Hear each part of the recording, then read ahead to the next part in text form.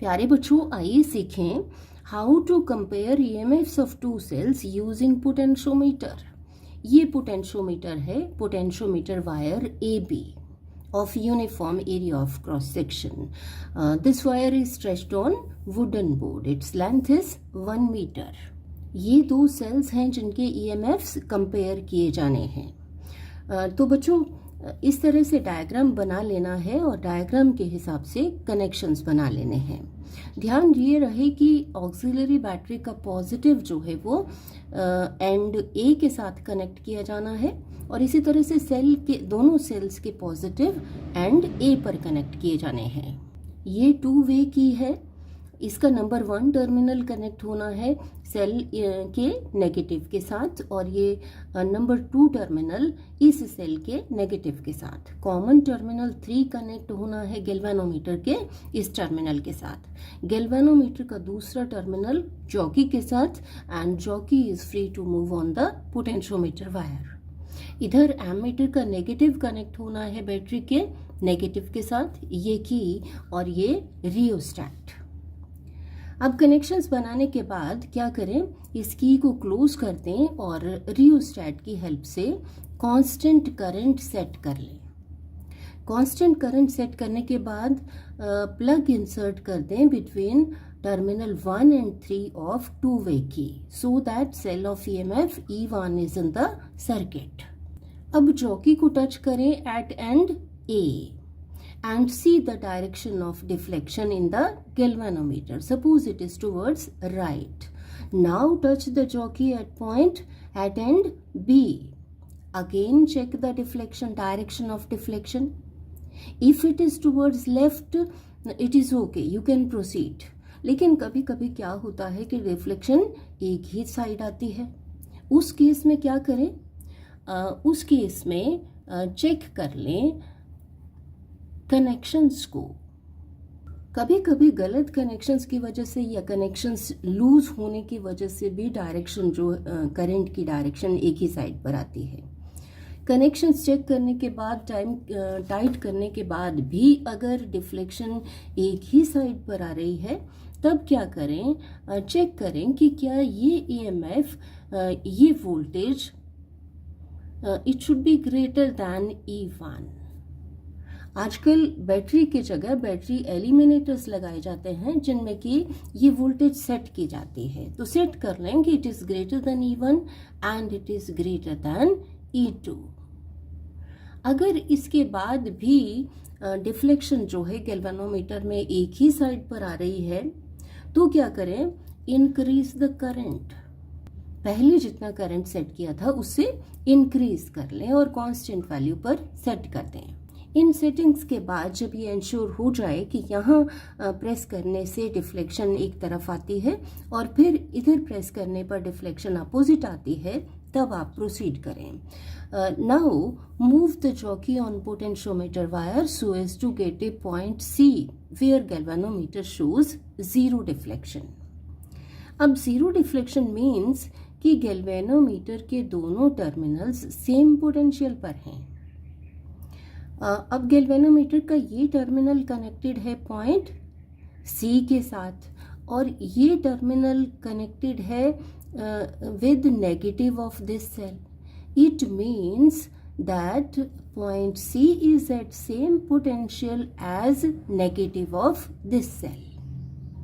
अब इधर भी करंट नहीं है, इसका मतलब ये हुआ कि positive of the cell is at same potential as point A। तो आपने देखा, आपने समझा कि negative of the cell is at potential C and negative are at same potential, A and positive of the cell are at same potential. It means potential difference between A and C is equal to potential difference between the terminals of the cell। अब क्योंकि इस arm में से कोई current flow नहीं कर रहा है, it means potential difference between the terminals of the cell is equal to its EMF E1। That is, we can write E1 is equal to potential difference between A and C, VAC. According to potential potentiometer principle, this fall of potential between A and C is equal to K into this length AC or length L1. K is potential gradient V over L, means कि unit length के across potential difference है K, L1 length के across potential difference है K into L1. K is also equal to resistivity over area of cross section into constant current.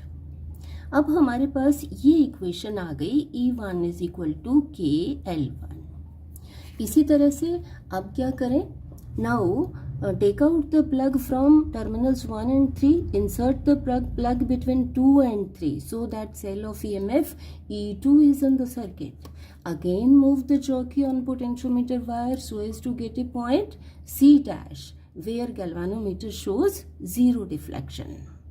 Same reasoning से हम लिख सकते हैं now E2 is equal to K into length AC dash और L2, K into L2, equation number 2. अब इन दोनों equations को divide कर दें. E1 is equal to E2 equal to L1 over L2. तो बच्चों इस तरह से आप कंपेयर कर सकते हैं. और इनमें से अगर एक EMF नोन हो तो दूसरे EMF की वैल्यू भी फाइंड आउट कर सकते हैं. चलिए अब कुछ इंपॉर्टेंट बातें डिस्कस कर लेते हैं. देखिए हमने यहाँ शो किया कि ये C जो है इसके C डैश जो है इसके लेफ्ट की तरफ है. ये बैलेंस्ड लेंथ L2 जो है इससे कम है. ये कम कब होगी? उस केस में when E2 is less than E1. और अगर E2 ज़्यादा होगा E1 से तो क्या होगा कि ये पॉइंट C डैश शिफ्ट कर जाएगा C के इस तरफ. कोई भी EMF अगर ज़्यादा होगा तो बैलेंस पॉइंट शिफ्ट करता जाएगा इस तरफ. और ऐसा भी हो सकता है कि ये बैलेंस पॉइंट इस वायर पर आए ही ना. वो किस केस में होगा? When the fall of potential along potentiometer wire is less than the EMF of the cell, this और दिस. मीन्स कि E should be greater than E1. E should also be greater than E2.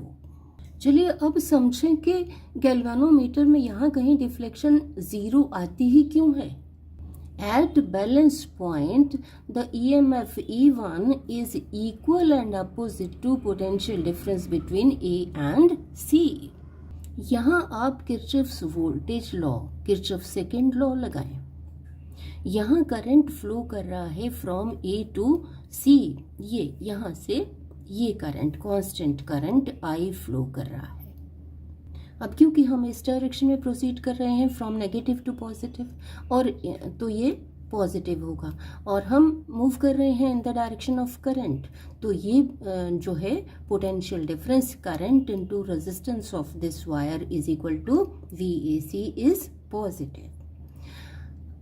Current flows from higher potential to lower potential, from positive to negative. तो ये and positive हो जाएगा और ये and negative. अब देखिए कि ये सेल का EMF, ये सेल ऑफ EMF E1. अब E1 के इस तरफ ये नेगेटिव. समझ लीजिए कि हमने इस नेगेटिव को ऐसे शो किया और फिर ये पॉजिटिव. तो ये दोनों जो हैं वो इस तरह से कनेक्ट हो गए, अपोजिट हैं. ये दोनों इक्वल और अपोजिट होने की वजह से इस ब्रांच में करंट जो है ज़ीरो हो जाएगा. तो बच्चों I am sure you have followed. Thank you.